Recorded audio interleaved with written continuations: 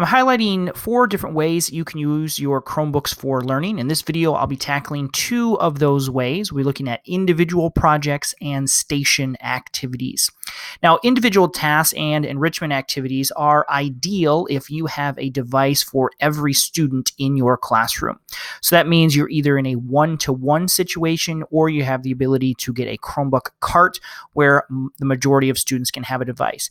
Now, you can structure your individual assignments so that students don't necessarily need a device for the entire time. And that's a good thing to do if you don't have enough devices. So you can do things like write your rough draft with pencil and paper and then use a Chromebook to type out your final draft.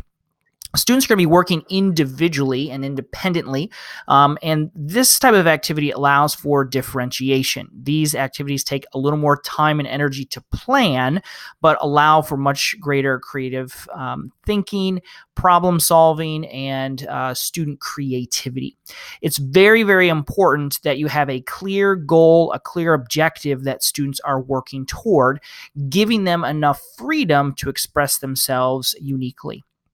Now, there is a multitude of tasks that you can use or tools that you can use to create individual assignments.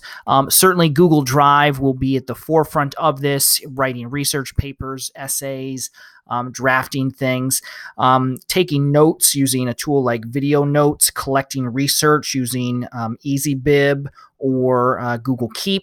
You might record a audio reflection, an interview, a podcast, capture an image, study using Quizlet, or a million other different ideas. This is probably the most open-ended of all the different ways that you can use a Chromebook. Now, here are some more specific ideas that you can consider.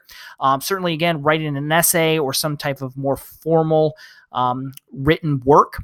If you want to move away from a document, you can go into Google Presentation, look at creating a slideshow, or you can do something more graphic design oriented and look at designing a newsletter or a magazine using something like Canva. Multimedia is a great thing to incorporate into these individual tasks. So using tools like Pixlr to edit an image, WeVideo to create a unique video, Soundtrap to record audio. Those are all wonderful ideas. In my book, the Chromebook Classroom, I have a variety of examples with templates and student examples that you can look at.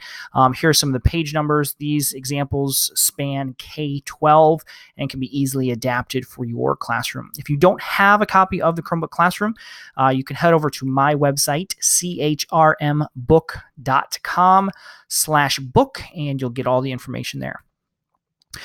Common Core has a lot of connections to these individual assignments. A lot of this has to do with research and the evaluation process. So you can see a lot of standards relating to gathering and synthesizing information, gathering relevant information, writing, reading, evaluating ideas. Let's move into the 4th way that you can use your Chromebooks in the classroom, learning stations. Now, I love this idea. This is something that elementary teachers do quite frequently, but in the middle and high school grades, it is less popular. I taught high school biology, and I would regularly incorporate learning stations into my classroom. It was a great way to mix hands-on learning, use technology when you have limited access to technology, and then also to conference with students, which we'll get into in a minute. Now, some of the key elements of learning stations, this is ideal for anyone who does not have a large number of devices available. So it requires at minimum 1 device. So if you have even a teacher laptop, you can do this. What reason this works very well is that the stations can be a combination of digital and hands-on or other activities. It's a great way to add variety to the classroom. You'll need to determine the appropriate number of learning stations for your classroom. It's going to be a combination of how long your class period is and how many students that you have. Ideally, you're going to want 5 or fewer students per station. Any more than that, then it's very easy for a student to kind of just sit out and not actively participate. 3 is optimal, but depending on the size of your classroom and how much time you have, you may have to do a larger group. 3 to 7 stations is optimal. Again, do the math and figure out how many stations you can fit into your class period. Now, video is a great way, a great thing to incorporate into learning stations. So looking at things like YouTube or Edpuzzle, and incorporating video, have students watch a short 3-minute video, which will then give them some information they will use later on at a different station. Google Earth is another wonderful tool for stations. Students can spend a few minutes exploring a country or a location that you're learning about. Padlet, BlendSpace, ThingLink are all really good tools for setting up short station activities. If you have access to Google Cardboard or virtual reality viewers, this is a wonderful thing to incorporate into your learning station. And you can do that with just a few devices for the 3, 4, 5 students in a given group. Here are some ideas for learning stations.